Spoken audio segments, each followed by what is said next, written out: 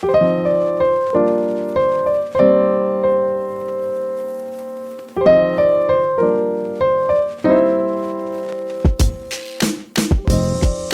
everybody, and welcome back to another episode of Soul Focused Radio. This is your host, Martin Friedman. And this is your host, Cyndi Edwards. And I'm your host, Martina Tam. Awesome. Great for us three to be together again. And I'm excited because this is really what I would consider to be like a special episode, you all. No, I agree. I'm super excited to be able to join you all today and really enjoyed hearing the podcast from this last week. Was really moved and touched. So I want to thank you both for your conversation in last week's podcast. Thank you, Martina. Appreciate you very much. Yes, Cyndi, I thought the people that I've heard from, we've gotten really good feedback on our conversation from last week. Nice. That's good to hear. I finally just listened to it today. I had to mentally prepare myself. But yeah, it was powerful, and it was definitely a conversation that I needed to have.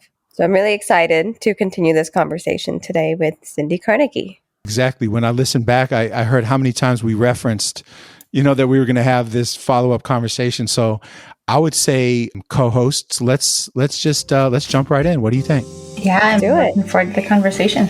All right, let's do it.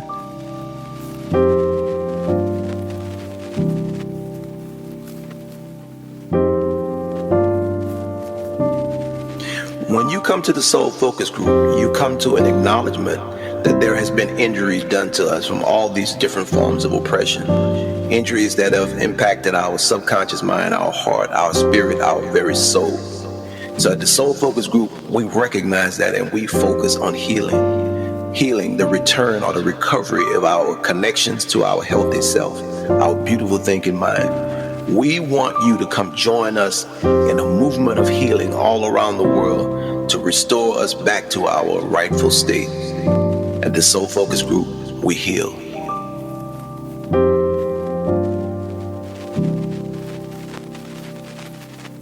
All right. Well, welcome, Cyndi. Thanks so much for joining us. It's been a while since we last talked. I don't know if you remember, we had a conversation a long time ago in New York when we first met. And I felt like it got pretty deep, and it was really powerful. And I felt like everyone who was sitting there with us was able to really tap in and also share their vulnerable moments. But, to all of our listeners, Cyndi, can you please, introduce yourself and tell the listeners a little bit about yourself? Absolutely.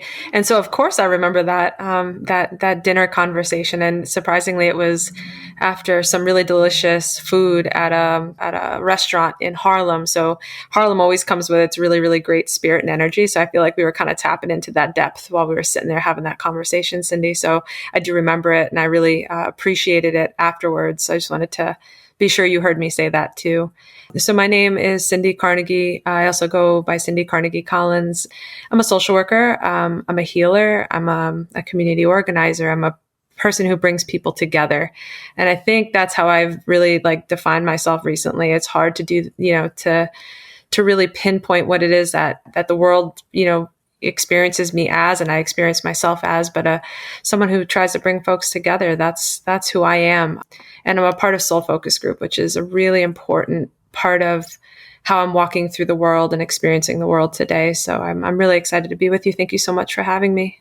Of course. Thank you for being here. We also have Martin and Martina on with us as well. And I know Martina has a couple questions that, she would love to ask you and pick your brain about.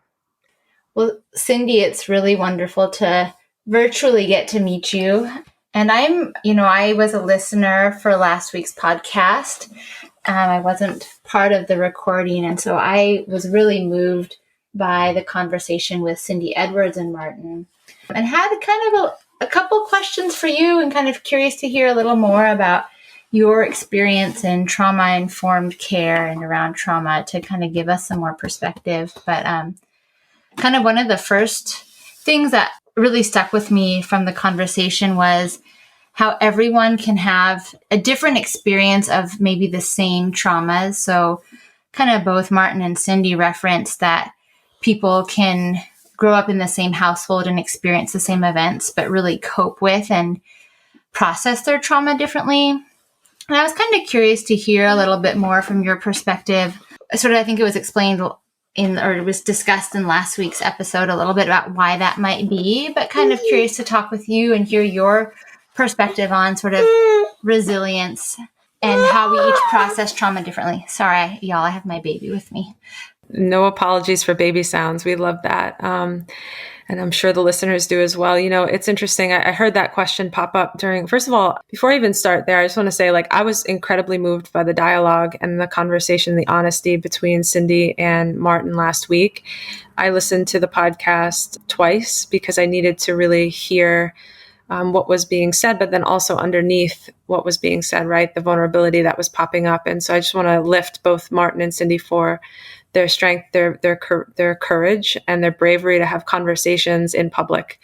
And we'll hopefully we'll have a chance to touch on why that is so important in terms of healing and recovery from traumatic events or experiences in our life that challenge, our reality, which is what trauma does. But to answer your question, Martina, there's a lot of this work recently around this idea of resiliency.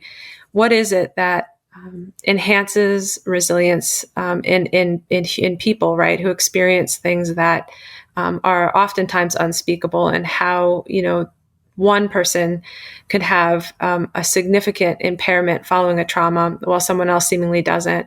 And so that research really looks at what are some of the characteristics of folks, right, and their experience in the world. So even within the same household, things like having a high self-esteem, understanding themselves, right, a positive sense of self-worth, autonomy, right, this idea that we're in control of the things that happen to us. Even when bad things happen, we can control our own healing, being flexible in our coping skills, right, support from family and friends and community, how deep those relationships are, really does impact how we recover and how we're impacted in the long term.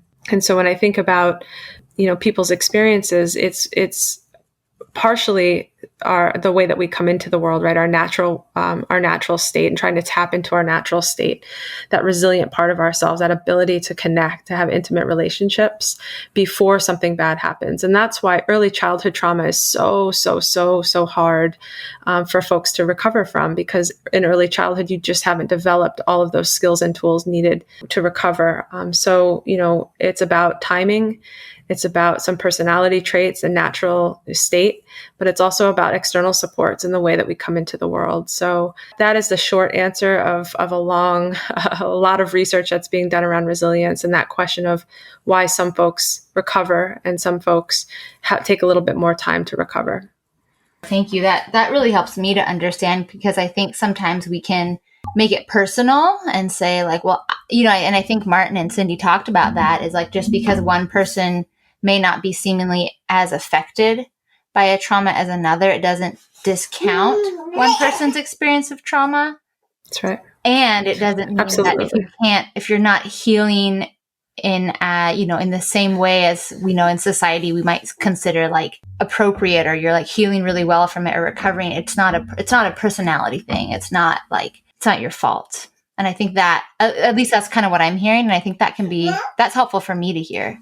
Absolutely. Yeah, absolutely. It is, we're all, anytime something traumatic happens, and I think it'd be fair to, I heard Martin, you had a great definition of a trauma, and, the way that I see trauma is anything that threatens our life, right? And that doesn't just mean our physical life, right? That means our spiritual lives, our connected lives, right? Our family lives, the lives of people we love can be traumatic.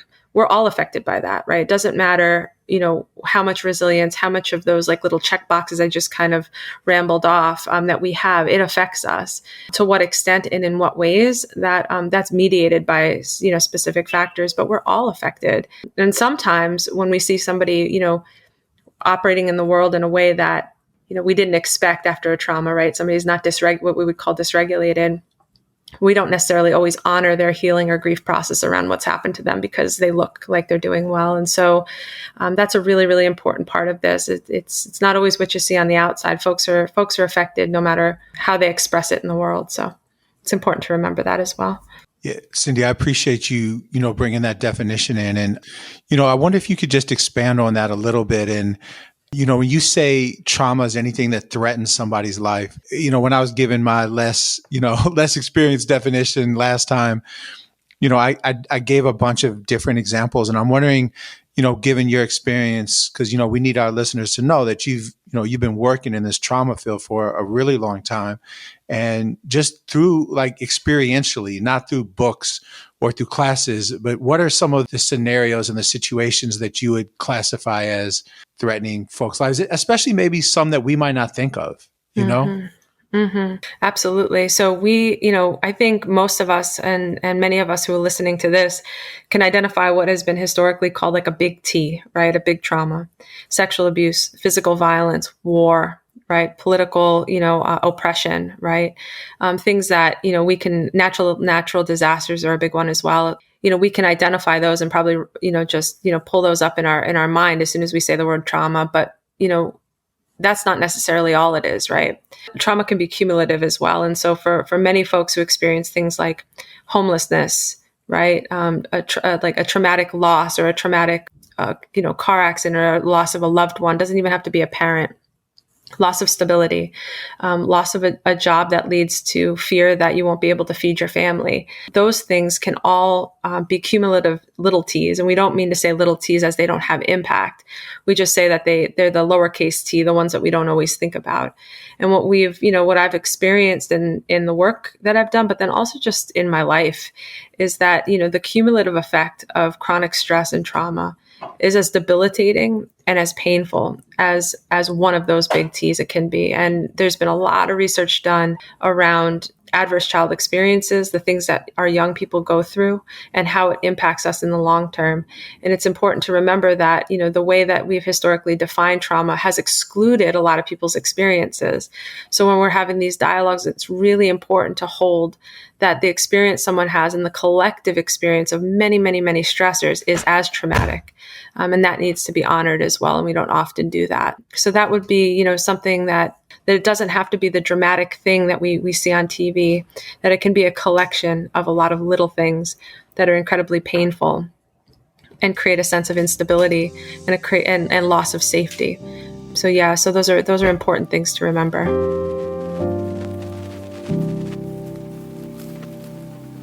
There is nothing more powerful than communication, because we all have to do it, and we're all doing it on some level all the time. When we are talking to ourselves or thinking, that's just another word for talking to ourselves, which means that we are doing what? Communicating with ourselves. When we are verbally speaking to other people, our body, or when our body language is demonstrating communication. Communication is so important because the world runs off of communication. So when you power up your communication, you essentially power up your life. At the Soul Focus Group, we invite everybody that comes to really delve into powering up their communication, transforming the way they listen, transforming the way they speak, transforming the way they connect to people, because that is where our power is. Power up your communication, people. We all need it. I personally, I don't feel the awkwardness. I do feel the heaviness. I think, like you said, Martin, this is a very heavy subject. And, I'm just processing everything that Cyndi Carnaghi is sharing with us, and, reflecting on how it has shown up for me in my life. Even just thinking about how common it is for people to keep it a secret. And then just me personally thinking about, why did I wait this long to finally talk about it? So, Cyndi, I would like to ask you, how do you start the healing process with this? I know you say, like, first is acknowledging it and telling the story and remembering it, but then what from there? Yeah. Well, I think so. I heard you say something, and I want to just acknowledge it. And then for anyone else listening, the question of why did I wait until now to say this out loud? And I want to just honor your process and say, because you are ready now. And when you're ready, it's your story to tell. It's something that you brought to the surface now, because now was the moment for you to honor it and to work through it and to process through it and to hold it and to see it. And that is a simple answer, but it's the real answer. And so the shame, though, that exists for many, many people around this, like, why didn't I tell? Why didn't I say this sooner? Why didn't I protect myself? All that is shame based, and it's actually part of the trauma process, right? It's part of the socialization around trauma. And so I want to just really lift that now is your time. That's why. And I don't know if you needed to hear that, but I wanted to just say it in case anyone else is also having that experience, because now is the time. And what I'll say about healing is, remembering, right, reprocessing, all of that clinical jargon, but really what the next step in healing from any adverse experience or trauma or experience of pain is connection. That is the antidote to much of that really painful and detrimental experience, is the connection to an intimate partner who you trust and love. Safety is at the top of the list. You have to feel safe to do this, emotionally and physically and mentally safe to do this. So finding safety, finding intimate relationships, whether those be with friends or partners, and then connecting to community. That's where this healing is done. It's not done in isolation, and it's not done in secret, and it's not done quietly. It may be a whisper when you're doing it, but it's not quiet. So I would say that's the next step, right? Is finding what that safety, that security, that connection, that community looks like, to really start to dig into the ways that our traumas, our experiences, our life. Listen, we all have lived our lives in a way that we're left with scars and painful things that have happened to us, some more dramatic and some more painful than others, but we're left with them. And we have healed from those too, but we've always done it with connection and community, never isolated. So that would be my best advice in terms of our next steps. Find a community. Thank you. I think because it was with somebody who did not experience sexual abuse, I felt like I wasn't getting what I needed out of the conversation. And so then I kind of just put it back in the jar and put the lid on. I was like, I'll talk about it some other day. And so today is the day. Well, last week was the day, and we're continuing that. So, it's very interesting. Everything you're saying, I'm like, wow, it makes more sense now. It makes more sense. So thank you for sharing, your expertise with us. Of course. And I think above anything else, again, I want to go back to, like, this conversation is liberating. It's liberating for folks to watch and listen to a person, struggle through their story in a way that isn't dysregulated. You're with us. You're talking about it. However it is that you speak about your experience is yours. And I think it's so liberating, again, for folks to hear that and to have permission to confront, and not in an aggressive way, but really see themselves and their experiences in an honest way. All the complexities of it, all the pain, all the joy, because there's joy in those stories somewhere for some folks too. Not for everyone, but for some folks too, right? There's folks who have overcome. There's folks who feel like they're stronger at the end. And we'll talk maybe in a little bit about this idea of post-traumatic growth. How do we grow beyond our traumas? How do we grow into a place of openness, of more connection, of more intimacy, of a stronger us? And I don't mean stronger physically, but stronger spiritually, stronger emotionally. That's an important part of this. We don't just die, emotionally at our traumas. Many, and most, if not all of us who have experienced a trauma in our lives have overcome that in some way. We aren't always left with the most healthy coping skills in the end, but we've survived it. And so how do we grow beyond it? That's a really important question. It's an important one. I'm wondering, Cyndi, if you have more thoughts and, reflections from, listening to the episode from last week. Yeah. One part, that I really wanted to bring up was, Martin, you had shared that, what had happened with you, it happened at a really young age, even around like maybe 3 or 4. And I'm wondering, Cyndi, like, how does my body remember that? Because, I look at my children now and I know, they're 2 and 3 and their memories are not that great, right? They can't really remember what they ate for lunch or what they had for snack time at school. But it's like, how am I able to remember even though, because, I feel like at the age of like 4 and 5, your memory is a little bit stronger. And I only know that based off of the recollections that my own children, who are 2, 4, and 6, what they share with me. And I'm like, oh, wow, I can't believe you remember that. And so it's just interesting that, like, from what I could remember, but from what I was hazy and what I couldn't really remember, but my body feels like it happened even before I was at the age of 4. Like, do you have, any, I guess, expertise on that? Like, or I don't know. Yeah. Yeah, I mean, absolutely. And so the way that you described it, this haziness, right, where you're experiencing or re-experiencing a trauma in a somatic way, right, in our bodies, is like classic trauma reenactment and trauma response, right?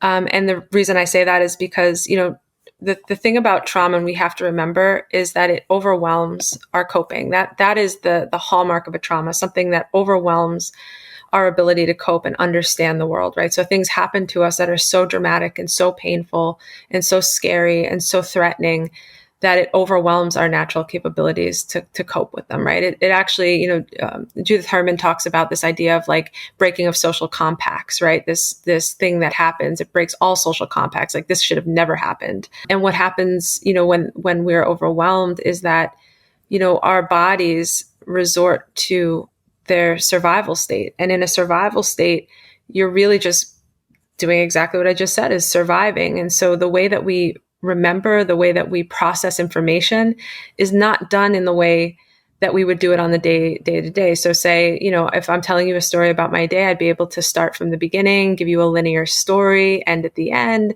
talk about my day pretty fully with little emotion attached to it.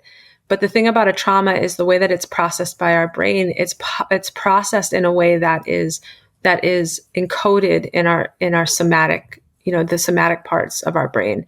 So we remember the sensations, the smells, the sounds, but we may not remember it in the way that we would remember a neutral memory. So that is protective, because it doesn't matter if you're 3 or 33. If you really were tapping into that and you didn't have the coping to deal with the psychological impact of that, then it would, again, be incredibly overwhelming. So your body's protecting you. And so that memory is encoded in the sensations. So that's why oftentimes when we're doing trauma work and we're doing trauma therapy or trauma, reintegration, we ask folks to remember, and we help them piece together the story, because our bodies are feeling it, but we don't have a meaning made yet. And we haven't processed it in a way that gives us meaning or helps us understand what has happened to us. So because of that, it becomes incredibly difficult. That's why oftentimes trauma survivors, we may not even remember what happened to us. Like you said, we feel it. We actually physically feel it. And that is a process of protection, but in the long run, it hampers our ability to heal. So it's important to bring those memories to the forefront. Wow. That makes a lot of sense. Definitely makes a lot of sense. Thank you for sharing that. Well, last week, Cyndi, Edwards, what you said is actually, that really stuck with me. As you said, you were talking about remembering some things, but you said the phrase, my body remembered it. And just like you said today too. And that was really powerful to me. And I think it referenced what Cyndi Carnegie just so eloquently explained. And I think it explains so much of what we see when we look at those adverse childhood experiences that Cyndi was talking about, the ACEs, and how if you meet, like, there's so much research showing if you've had a certain number of those, your health outcomes are going to be worse on all these levels that seemingly, like, why, if I experience trauma, am I more likely to have diabetes and heart disease? It might not always make sense on the surface, but it's your body remembering and kind of still experiencing those traumas, just that we might not consciously remember, is kind of how I understand it. I think Cyndi explained it really eloquently, but that's something that really struck me both just now and last week in the episode. Yeah. Martina, you mentioned, I had mentioned the ACEs, and you obviously have experience with that, as well as the, physicians are I'm finding more and more, interested in the experiences of their patients. Their long-term, outcomes are really dependent on their early, experiences around stress. And that has a lot to do with, as ACEs kind of showed us, which is, the more stress we have, the more chronic stress we have, the worse we do in our physical bodies, right? We do poorly in our spiritual bodies as well, but our physical bodies don't do well. It's the impact of stress hormone. But what was powerful about the ACEs study, and folks, if anyone's listening and is interested, check out the Adverse Child Experiences study done by Kaiser Permanente, a few years ago now. It's been some time. But what was powerful is they didn't measure things necessarily like sexual trauma or physical abuse or, natural disaster. They didn't do the big T's. They actually looked at those cumulative little ones, right? The little lowercase t's, not little traumas, but lowercase t's. And what they saw was that there was a significant correlation between, or connection between, the number, as you said, Martina, of ACEs and things like drug abuse, right? IV drug use in particular. And so when we start to think about where we are today in our society and some of the issues that we're seeing around the opioid crisis and our young people really struggling, we can really point to, that study and say, well, many of them would probably score pretty high on this ACEs study and their experiences in their early childhood and their young adulthood. It's powerful. It's really powerful. It's extremely powerful. And, it makes me also feel a lot of sadness. And I'm curious what all of you think about this, because Cyndi, when you gave your really elegant definition of trauma, I liked it because it was very simple, but it makes it encapsulates kind of everything, and it kind of putting that soul focus group mindset on. It made me think about, you said trauma is anything that threatens your life, that threatens you. And we talk so much about our natural expression in soul focus group. And it made me think about, I don't know what you all think, but do you feel like all the little events in life, we talk about socialization, we talk about the isms, there's the big T's that you mentioned, Cyndi, that take us away from our natural expression? Would you all consider those small traumas? I feel like, Martina, yes, the answer to your question is definitely yes. And what Cyndi Carnegie said earlier to Cindy Edwards, made me think about what we talk about with, how much of this stuff happens in our subconscious level, in our groundwater, and that we can believe these certain things consciously about where we are around trauma. And, there's a cumulative effect, like you just talked about, there's a cumulative effect that really is operating on that groundwater level and that subconscious level that, where we're saying in everything that we do, we're saying that that's where we need to do our work, because we can feel like we're doing the work at the conscious level. But I was really feeling strongly that ties in. And, I hope as we continue this conversation, we can get deeper into that. But I'm wondering what you think, Cyndi, about connecting it to our subconscious and the groundwater. Absolutely. All of this is held in our subconscious, right? Until it's laid bare and we start telling our stories around what our experiences are and what has happened to us and what we have seen and felt in our lives. Until we start to do that, there's no healing that can be done. And it doesn't have to be done in public, right? Like the proclamation of the experience doesn't have to happen in public, but it does have to happen in our consciousness, right? The bringing to the surface these experiences and the honesty around them. We are, the thing about traumatic events, and I want to really kind of cue in on what I heard the conversation really focused on during last week's episode, was this idea, this concept of sexual trauma, right?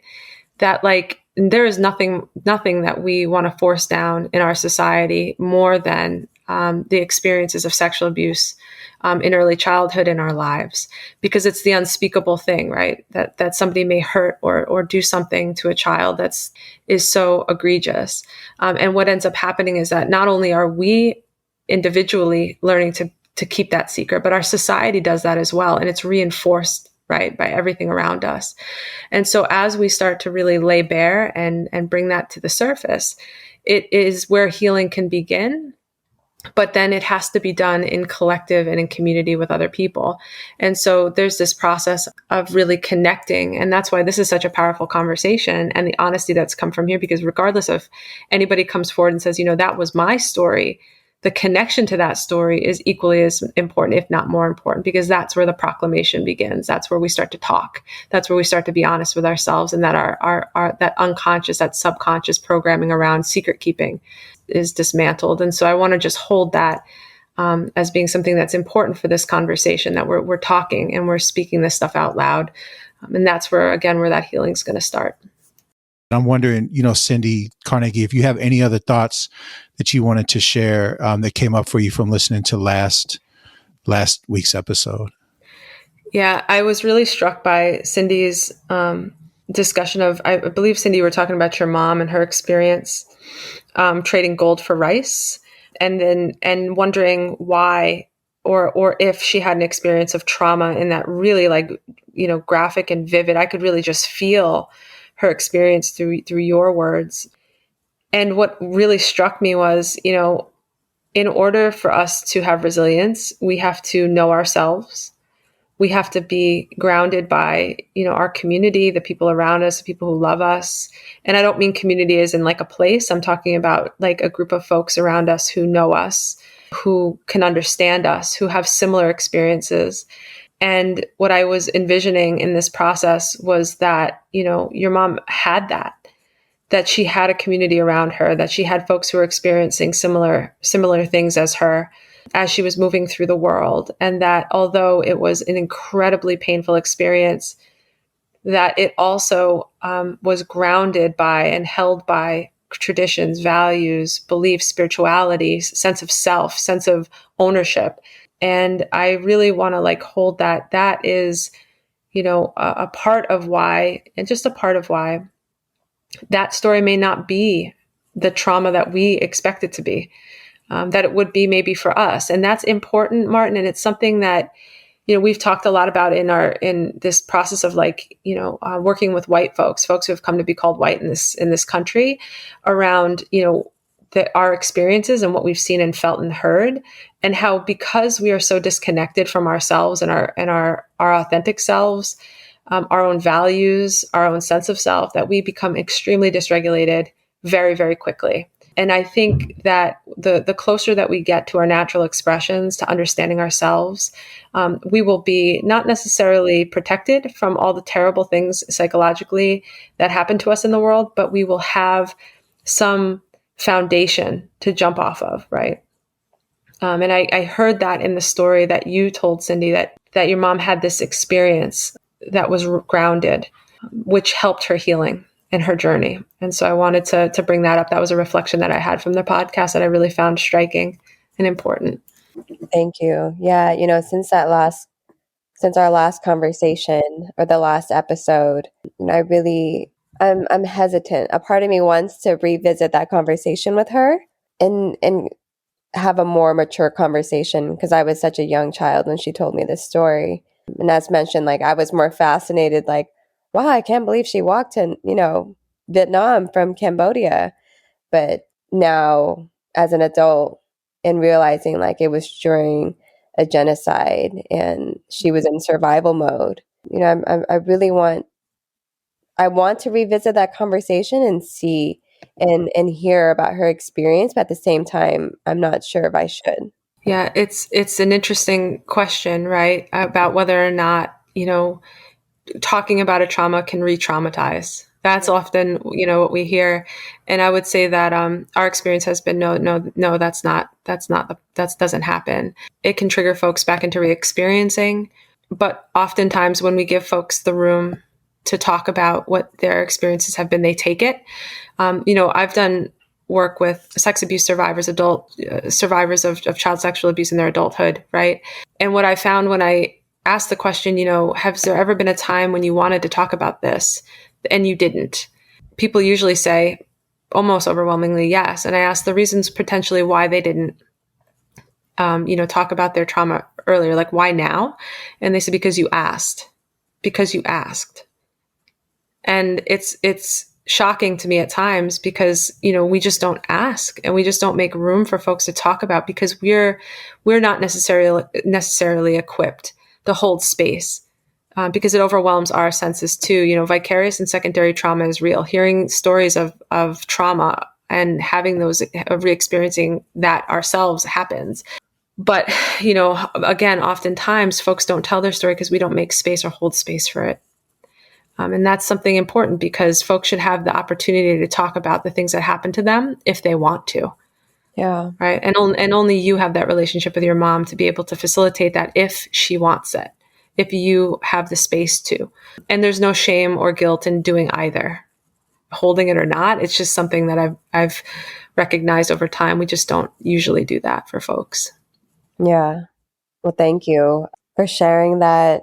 I think I will reach out to her because I'm very curious. I don't think she's had the chance to process this. She kind of, like I said, she kind of just told it like it was just a story, and then, didn't really share that she was scared, didn't share any sort of emotions about it. So I definitely will, feel her out and hold space for her. And if she wants to share that space, I will create a safe space. But yeah, thank you. Thank you for that.